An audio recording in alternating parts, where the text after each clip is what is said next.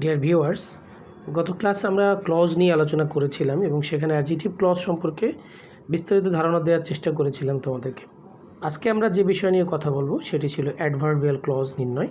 এবং adverbial clause ইংরেজি গ্রামারে অত্যন্ত গুরুত্বপূর্ণ একটা গ্রামাটিক্যাল পয়েন্ট এবং প্রায় প্রতিটি প্রতিযোগিতামূলক পরীক্ষাতেই অ্যাডভার্বিয়াল ক্লজ পরীক্ষা আসে। তো অ্যাডভার্বিয়াল ক্লজ আসলে কি? অ্যাডভার্বিয়াল ক্লজ টোটাল ক্লজটাই একটা অ্যাডভার্বের ন্যায় কাজ করে।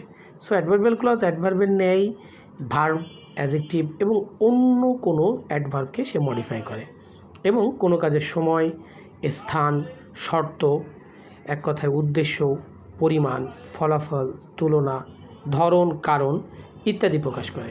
কার্য অনুসারে অ্যাডভার্বিয়াল ক্লজকে বিভিন্ন ভাগে ভাগ করা যায়, যেমন অ্যাডভার্বিয়াল ক্লজেস অফ টাইম। প্রথমেই আমরা যদি আলোচনা করি অ্যাডভার্বিয়াল ক্লজেস অফ টাইম, তারপরে adverb can modify all parts of speech except noun and pronoun, and that's why adverb modify করতে পারে সকল পার্টস অফ স্পিচগুলিকে, নাউন প্রোনাউন বাদে।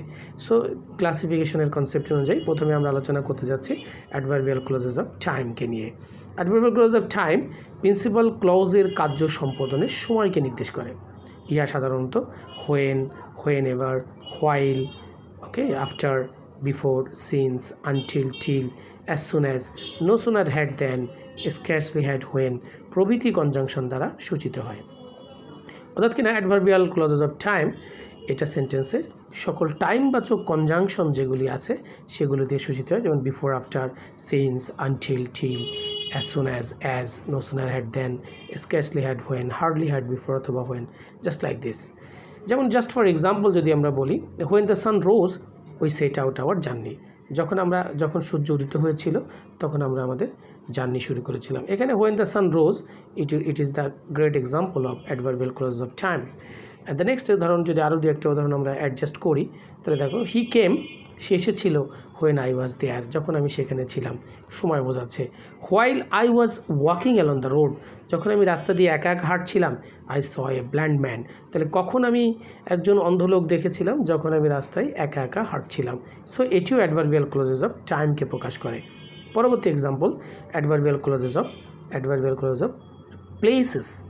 প্লেস যা কোনো কাজের স্থানকে নির্দেশ করে, কোনো কাজের স্থান, মেইন ক্লজের কার্য সংঘটিত হওয়ার জায়গাকে, স্থানকে অ্যাডভার্বিয়াল ক্লজেস অফ প্লেস নির্দেশ করে থাকে। সো পরবর্তী লাইনটি থেকে আমরা যাচ্ছি, জাস্ট ফর এক্সাম্পল। দেখো মাই শ্যাডো ফলোস মি, আমার ছায়া আমাকে ফলো করে। হোয়ার এভার আই গো, আমি যেখানেই যাই না কেন। তো হোয়ার এভার আই গো এই অপশনটি আমার প্রতিচ্ছবি, আমার ছায়া আমাকে সবসময় ফলো করে। সো এটা একটা প্লেসকে বোঝাচ্ছে, জায়গা বোঝাচ্ছে। যদি আরও দু একটা উদাহরণ দিই, I shall go there where he lives, আমি সেখানে যাব যেখানে সে বাস করে। সো সে কোথায় বাস করে এই স্থানটা প্রকাশ করাটাই হলো অ্যাডভার্বিয়াল ক্লজেস অফ প্লেসের কাজ। এবার আলোচনায় চলে আসবে অ্যাডভার্বিয়াল ক্লজ অফ রিজন। এই adverbial clause of reason principal clause বা মেইন ক্লজের কার্য সম্পাদন হওয়ার বা না হওয়ার কারণকে নির্দেশ করে। ইহা সাধারণত as, because, then, that, where, as, since, for ইত্যাদি কনজাংশন অফ রিজন দ্বারা শুরু হয়, যেগুলো সবসময় কারণ প্রকাশ করে থাকে। এই ধরনের রিজন থাকে। জাস্ট ফর এক্সাম্পল আমরা যদি একটা উদাহরণ দিই তাহলে বুঝতে পারবো। As the weather was bad, যেহেতু আবহাওয়া খারাপ ছিল, we could not go outside, আমরা বাইরে যেতে পারলাম না। তাহলে আমরা বাইরে যেতে না পারার পিছনে একটা কারণ ছিল, কারণটা হলো আবহাওয়া খারাপ ছিল। আরও যদি দু একটি উদাহরণ আমরা অ্যাডজাস্ট করি, দেখো I am glad that you have come. Since the boy was very little he could not carry the box, সে বালকটি যেহেতু ছোট ছিল তাই সে কি বাক্সটি বহন করতে পারলো না। তাহলে বাক্সটি বহন করতে না পারার পিছনে বালকটির একটা কারণ ছিল, কারণ সে খুব ছোট ছিল, লিটল ছিল। সো ইহা অ্যাডভার্বিয়াল ক্লজ অফ রিজন হিসাবে সেন্টেন্সে ব্যবহৃত হয়। এগুলো আন্ডারলাইন করা থাকে অ্যাডমিশন টেস্টে এবং বিভিন্ন চাকরির পরীক্ষাতে, বিসিএস পরীক্ষাতে অনেক মার্কস বিসিএসে ক্লজ অ্যান্ড ফ্রেজ থেকে 15 মার্কস সেট হয়। তো শিক্ষার্থীদের কাছে রিকোয়েস্ট, তো তোমরা যখন এটা পড়বে তখন অবশ্যই এটা মনোযোগ দিয়ে পড়বে এবং এগুলো পরীক্ষায় অনেক বেশি সেট হয়। অ্যাডভার্বিয়াল ক্লজ অফ ইফেক্ট ও রেজাল্ট, ইহা কোনো কাজের রেজাল্ট, ফল প্রকাশ করে। The sum was so hard that I could not do it, অঙ্কটি এতই কঠিন ছিল যে আমরা তা করতে পারিনি। তাহলে অঙ্কটা করতে না পারার পিছনে একটা কারণ ছিল, কারণ অঙ্কটা খুব কঠিন ছিল। হি স্পোক, সে কথা বলেছিল, so well that everybody was charmed. The old man work hard, বৃদ্ধ লোকটি কঠোর পরিশ্রম করেছিল, দ্যাট হি ফেল ইল, যে সে কি অসুস্থ অনুভব করেছিল, জাস্ট লাইক দিস। এবার দেখো হি ইজ উইক, সে ছিল দুর্বল, that he can not walk, যে সে হাঁটতে পারে না। সো এগুলো সবই উইক থাকার একটা রেজাল্ট হলো সে হাঁটতে না পারা। সো এগুলো রেজাল্টকে এক্সপ্রেস করে থাকে, রেজাল্টকে প্রকাশ করে থাকে। So adverbial clause of result আমরা বুঝতে পারলাম। এবার adverbial clause of purpose. Purpose শব্দের অর্থ হচ্ছে কোনো কাজের উদ্দেশ্য প্রকাশ করা। তো adverbial clause of purpose main ক্লজের কাজের উদ্দেশ্যকে নির্দেশ করে থাকে। ইহা সাধারণত that, so that, in order that, lest এবং ইত্যাদি লেস্ট এবং দ্যাট ইত্যাদি প্রভৃতি শব্দ দিয়ে বা কনজাংশন দিয়ে এটি শুরু হয়। যেমন উই রিড, আমরা পড়ি, দ্যাট উই মে লার্ন বা so that we may learn, আমরা পড়ি যাতে করে আমরা শিখতে পারি। We walked fast least we should miss the train, তাহলে আমাদের একটা উদ্দেশ্য ছিল দ্রুত হাঁটার, যাতে করে আমরা ট্রেনটি মিস না করি। হি ওয়ার্কড হার্ড, সে কঠোর পরিশ্রম করেছিল, so that he could prosper in life, যাতে করে সে জীবনে উন্নতি করতে পারে। এই উদাহরণগুলোকে আমরা এভাবে প্রকাশ করতে পারি। So adverbial clause of condition, adverbial clause of condition দ্বারা এমন কতগুলো শর্ত আরোপ হতে হয় যার উপর প্রিন্সিপাল ক্লজের কার্য নির্ভর করে। ইহা সাধারণত if, provided, unless, in case, whether, supporting that ইত্যাদি দ্বারা শুরু হয়। Just for example adverbial clause of condition কেমন, ইফ ইউ হেল্প মি, যদি তুমি আমাকে সহযোগিতা করো, আই শ্যাল বি গ্রেটফুল, তাহলে আমি উপকার পাবো। If you come, I wait for you, যদি তুমি আসো আমি তোমার জন্য অপেক্ষা করব। I shall do it whether you like or not. Then if it rains tomorrow, I will not go to school. Just condition বোঝাবে, unless you walk fast then you will miss the train, যদি তুমি দ্রুত না হাঁটো তাহলে তুমি ট্রেনটি হারাবে। এবার আসো পরবর্তীতে খুবই ইম্পর্টেন্ট একটা অ্যাডভার্বিয়াল ক্লজ অফ ম্যানারকে আমি প্রকাশ করতে চাচ্ছি, যে কোনো কাজের ধরনকে প্রকাশ করে। ম্যানার শব্দের অর্থ কোনো কাজের ধরন বা কোনো কাজের উপায়, কারণ, এগুলো প্রকাশ করে থাকে। কারণ না, অ্যাডভার্বিয়াল ক্লজ অফ কোনো কাজের ধরন বা কাজের ধরন, কোনো কাজের ধরন এবং কাজটি কীভাবে সম্পাদন করা হয় এগুলো সে নির্দেশ করে। So adverbial clauses of manner এর পূর্বে সাধারণত অ্যাজ, হাউ, হাউভার, লাইক ইত্যাদি কনজাংশনগুলিকে আমরা ব্যবহার করতে পারি। যেমন just for example, she cannot cook then like her mother does, সে ঠিক সেভাবে রান্না করতে পারে না যেমনটি তার মা পারে। ইট হ্যাপেন্ড, এটা ঘটেছিল, অ্যাজ আই এক্সপেক্টেড, যেমনটি আমি আশা করেছিলাম।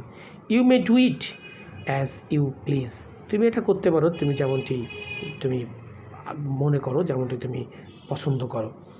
সো নেক্সট উদাহরণ যদি আমরা এরকম বলি, দেখো, I do the work as I am doing it, as you sow will you reap, তুমি যেমন বপন করবে তেমনই কাটবে। Then he did as he liked. So adverbial clause of manner, এগুলো প্রত্যেকটা ক্লজই কোনো কাজের ধরনকে প্রকাশ করছে। অ্যাডভার্বিয়াল ক্লজ অফ কম্প্যারিজন, যাদের তুলনা বোঝানো হয়, as, so as, such as, the same as ইত্যাদি। অ্যাডভার্বিয়াল ক্লজ অফ কম্প্যারিজন সাধারণত দুটি কাজের মধ্যে তুলনা করার ক্ষেত্রে এটি ব্যবহৃত হয়। জাস্ট ফর এক্সাম্পল, আমরা যদি একটু সামনে অ্যাডভান্স হই তাহলে দেখতে পারবো, then he is not so tall as his brother is, সে অতটা লম্বা নয় যেমনটি তার ভাই লম্বা। You are taller than your father is, মনে রাখতে হবে এখানে কিন্তু একটা ভার্ব সবসময় উজ্জ্ব থাকে, একটা বি ভার্ব অল টাইম উজ্জ্ব থাকে, কিন্তু আমরা এই বি ভার্বগুলোকে আমরা কাউন্ট ডাউন করি না বা মনে করি না। The more you read the more you learn, তুমি যতই পড়বে ততই শিখবে। সো এই উদাহরণগুলিকে আমরা অ্যাডভার্বিয়াল ক্লজেস অফ কম্প্যারিজন হিসেবে প্রকাশ করতে পারি। তবে মনে রাখতে হবে অ্যাডভার্বিয়াল ক্লজ অফ কম্প্যারিজনে দ্য সোনার, দ্য বেটার এইসব টার্মগুলো আসতে পারে, তখন কিন্তু উভয় কনজাংশনের, উভয় অ্যাডজেক্টিভের পূর্বে দি ব্যবহার করতে হয়। এবার আসে adverbial clause of concession or contrast, যা দিয়ে বিপরীতাত্মক ধারণা প্রকাশ করে। দো হি ইজ পুর হি ইজ অনেস্ট, যদিও সে হয় গরিব সে সৎ। একজন মানুষ গরিব হলে তার সৎ হওয়ার কথা না, একজন মানুষ গরিব হলে তার সৎ হওয়ার কথা নয়, কিন্তু দেখা যাচ্ছে যে সৎ। Then what are is consequences, then I will go there, even if he fails he will not give up hopes. আমি আবার বলছি, একজন মানুষ যদি সৎ হয় তার অসৎ হওয়ার কথা না। তাহলে দো হি ইজ পুর he is honest, although it is dark he had to proceed toward hour destination, যদিও অন্ধকার ছিল কিন্তু সে তার ডেস্টিনেশনের দিকে, লক্ষ্যের দিকে এগিয়ে গিয়েছিল। I would not do it even if you paid me, just like this. I know where he lives, it's a noun clause, তো then what is the difference clause in এর ক্ষেত্রে ডিফারেন্স যদি আমি বলি নাউন ক্লজ এবং adverbial ক্লজের মধ্যকার ডিফারেন্সটা কি then I know where he lives it's a noun clause I know the place where he lives it's an adjective clause I shall গো আমি যাব হোয়ার হি লিভস যেখানে সে বাস করে উপরের সেন্টেন্সগুলিতে যদি আমরা একটু অ্যানালাইসিস করি প্রথম সেন্টেন্সে হোয়ার হি লিভস ক্লজটি নো ভার্বের অবজেক্ট হিসেবে সেন্টেন্সে ব্যবহৃত হয়েছে এবং সেজন্য এটি নাউন ক্লজ পরবর্তীতে দ্বিতীয় সেন্টেন্সে হোয়ার হি লিভস ক্লজটি প্লেস নামক নাউনকে কোয়ালিফাই করেছে সেজন্য এটি অ্যাডজেক্টিভ ক্লজ হিসেবে গণ্য হবে তৃতীয় সেন্টেন্সটিকে দেন হোয়ার he leaves ক্লজটি where he leaves এই ক্লজটি হোয়ার হি লিভস ক্লজটি দেন গো নামক এই ভার্বটিকে সে মডিফাই করেছে সেজন্য এটিকে অ্যাডজেক্টিভ ক্লজ বা তৃতীয় সেন্টেন্সে যদি হোয়ার হি লিভস কথাটি গো ভার্বকে মডিফাই করার কারণে সেজন্য এটিকে অ্যাডভার্বিয়াল ক্লজ হিসেবে আমরা গণ্য করতে পারি যেহেতু সে গো ভার্বকে মডিফাই করার কারণে সেটি হবে কিন্তু এখানে একটু হালকা মিস্টেক দেখাচ্ছে সেটি কিন্তু অবশ্যই অ্যাডভার্বিয়াল ক্লজ হিসেবে কাউন্ট হবে কারণ আমরা জানি ভার্বকে কোয়ালিফাই বা মডিফাই করার দায়িত্বই অ্যাডভার্বিয়াল ক্লজের so thank you all of us then এটাই ছিল আমাদের ক্লজ নির্ণয়ের সর্বশেষ চূড়ান্ত বিষয়বস্তু সো আমরা পরবর্তীতে এর এক্সারসাইজ নিয়ে আরও বিস্তারিত কথা বলবো থ্যাংক ইউ অল স্টুডেন্ট